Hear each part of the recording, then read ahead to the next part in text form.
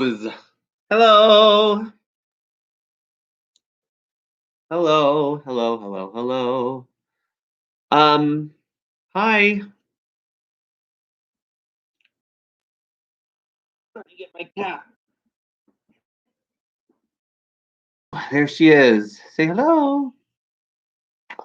My name's Jarrett Earl Casey. It is Thursday night, December 17th in the year 2020. It's 11:21 p.m. Here's Charlotte. I'm Jarrett Earl Casey. Hi. And we're in my apartment in Midvale, Utah. I know, I'll put you down. Um, and I just got home from work at California Pizza Kitchen. Oh, my hair. Which was good. It was very good tonight. I felt it was much more clear up here. I didn't hear any screaming. I didn't feel any tension or scariness from anyone. It went well with all of my coworkers, so everything was great. And it was fairly busy, so I made about $100, which is good right now because I'm not working at my other job. So I picked up. I work 5 shifts at the restaurant next week, but they're all in the evenings. So if for some reason I do get to go back to work, I can still work both jobs. I'll just have a really busy week, but that would help me make up for uh, you know money also. So um, anyways, I am. I had a good day today. I went to the gym and we did legs. I came home, kind of pudged around a little bit. I did rework my resume and I applied for one job. Um, I don't know what to apply for. I'm still trying to figure out what my future is. And I have all kinds of people talking about it up in my head. But they all want me to join the Church of Jesus Christ of Latter-day Saints or become a Republican. So, um, which aren't bad things, right? And I keep telling them, I say, if that's what I need to do to have a beautiful and bright future, then just come tell me. I disagree with you. I think I should have a beautiful, bright future even as I am, even though I'm a bit of a late bloomer, I think. And um,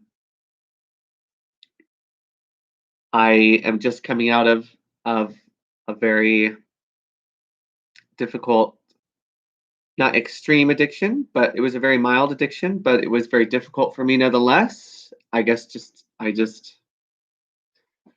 and very difficult last 3.5 years. Um, Stepping into this new awareness, the whole world's changing. There's just some weird stuff going on in life. I feel like every phone call I make, every interaction I see, they're all very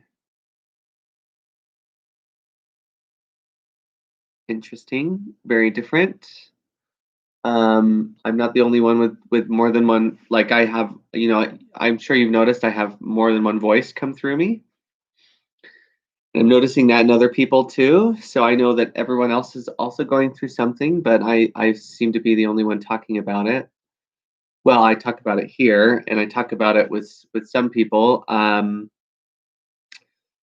But it's just a weird year. Anyway, so I think, gosh, and I keep remembering some discussions from the before life or the pre-mortal existence, someone calls it.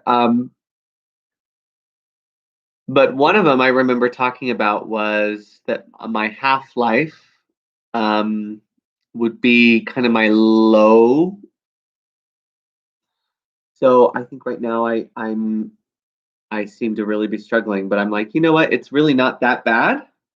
I'm not that bad. I'm actually a really great person.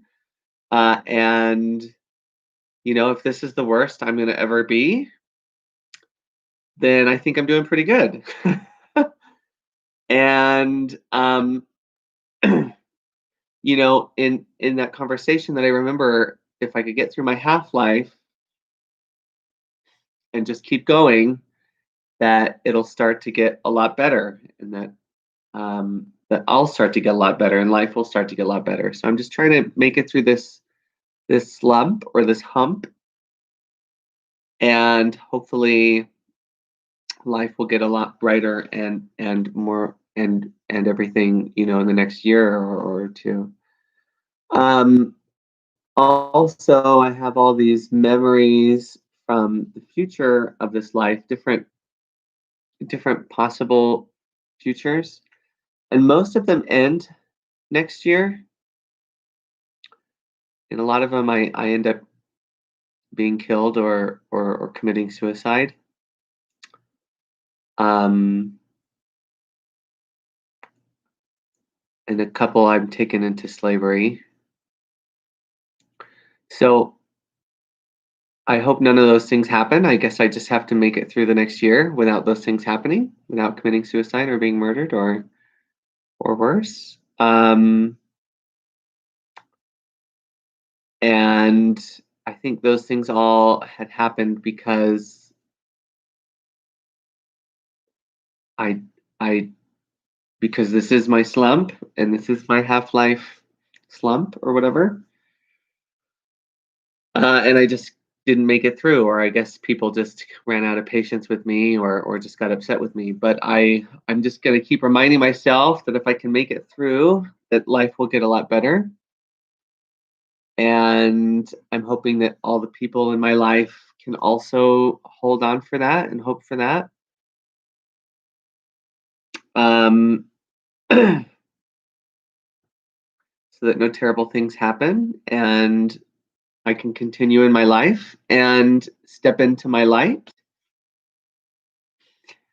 and hopefully bring the gift that I have to give to the world and to my everyone I love and to myself. Um, that's something I'm really hoping for. So anyways, it's just weird to remember the future and to see so many endings coming so soon and to try and process that along with everything that's going on in my life. I've got the stuff with work, I've got the stuff with trying to report all these things, reporting the guy who molested me, and there's another one that I'm trying to figure out how to report. I reported to the police, but that one had a statute of limitations, but I'm still concerned because we talked about this yesterday. And I'm trying to, stay in my apartment and get in shape and be more Christ-like in my thoughts and my words, and um, you know, get my credit in order, and of course deal with all the people up here that are trying to steal my soul path from me or alter my soul path or tell me I'll never be welcome on earth again. And then of course there's the ones that are like, no, he's amazing. He deserves his life. Um, you just have to let him go through this the way he goes through it. Sometimes people need help. Um, all these different, things. People, he should have a husband. He should never have sex. Blah blah blah blah blah. I'm like,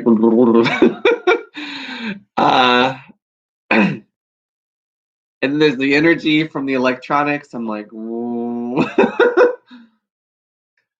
I feel like a cell phone tower. I just want to lay down and go to sleep just for a couple hours, take a nap. It's just a weird time. I walk around, kind of wander around the house. I'm like, what am I doing? What do I do? I just kind of sit and stare.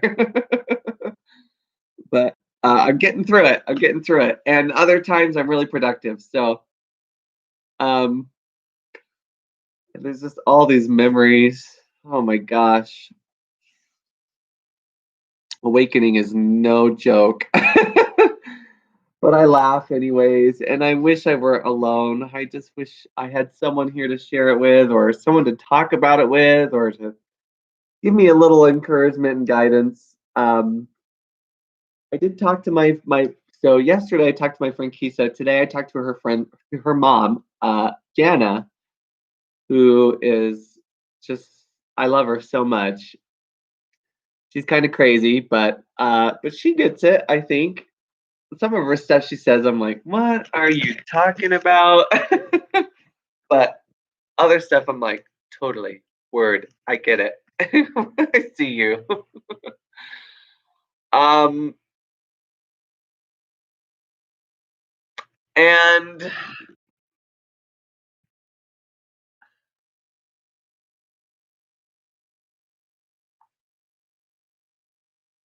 that's it.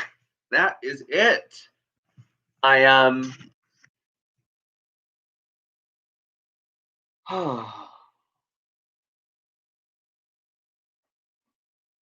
yeah. That was today. That was today. Tomorrow I'm gonna wake up and do yoga with Amanda. And I learned that this means fuck you to some people. And that really bothers me because I'm always like, okay, thumbs up. And people give me the thumbs up. And then I was watching Real Housewives of Salt Lake City, Housewives of Salt Lake City. And someone was like, did you mean F you when you did this? And she's like, oh, yeah. I'm like, does that mean that? Because people do that to me all the time. Are they saying mean things? Like, oh, why are humans like this? They're like, cool. Anyways, my back hurts. Really bothers me. Kind of giggly today. Okay, so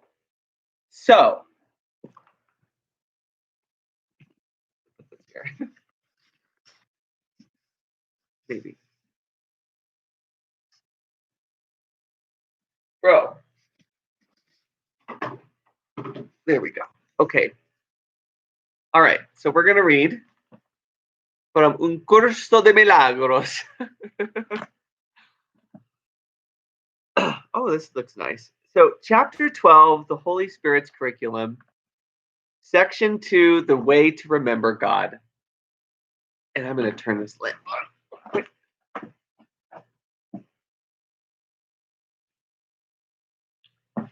Okay, that's a little better. Miracles are merely the translation of denial into truth. Oh, that sounds fun. Whoop, whoop. If to love oneself is to heal oneself, those who are sick do not love themselves. Therefore, they are asking for the love that would heal them, but which they are denying to themselves. If they knew the truth about themselves, they could not be sick. The task of the miracle worker thus becomes to deny the denial of truth. The sick must heal themselves, for the truth is in them. Yet, having obscured it, the light in another mind must shine into theirs, because that light is theirs. The light in them shines as brightly regardless of the density of the fog that obscures it. If you give no power to the fog to obscure the light, it has none. For it has power only if the Son of God gives power to it. He must himself withdraw that power, remembering that all power is of God. You can remember to do this for all the sonship. Do not allow your brother not to remember, for his forgetfulness is yours. But your remembering is his, for God cannot be remembered alone. This is what you have forgotten. To perceive the healing of your brother is as the healing of yourself is thus the way to remember God. For you forgot your brothers with him, and God's answer to your forgetting is but the way to remember. Perceive in sickness but another call for love, and offer your brother what he believes he cannot offer himself. Whatever the sickness, there is but one remedy. You will be made whole as you make whole. For to perceive in sickness the appeal for health is to recognize in hatred the call for love. And to give a brother what he really wants is to offer it unto yourself. For your Father wills you to know your brother as yourself. Answer his call for love, and yours is answered. Healing is the love of Christ for his Father and for himself. Remember what was said about the frightening perceptions of little children, which terrify them because they do not understand them. If they ask for enlightenment and accept it, their fears vanish. But if they hide their nightmares, they will keep them. It is easy to help an uncertain child, for he recognizes that he does not understand what his perceptions mean. Yet you believe that you do understand yours. Little child, you are hiding your head under the cover of the heavy blankets you have laid upon yourself. You are hiding your nightmares in the darkness of your own false certainty and refusing to open your eyes and look at them. Let us not save nightmares, for they are not fitting offerings for Christ, and so they are not fit gifts for you. Take off the covers and look at what you are afraid of. Only the anticipation will frighten you, for the reality of nothingness cannot be frightening. Let us not delay this, for your dream of hatred will not leave you without help, and help is here. Learn to be quiet in the midst of turmoil, for quietness is the end of strife, and this is the journey to peace. Look straight at every image that rises to delay you, for the goal is inevitable because it is eternal. The goal of love is but your right, and it belongs to you despite your dreams.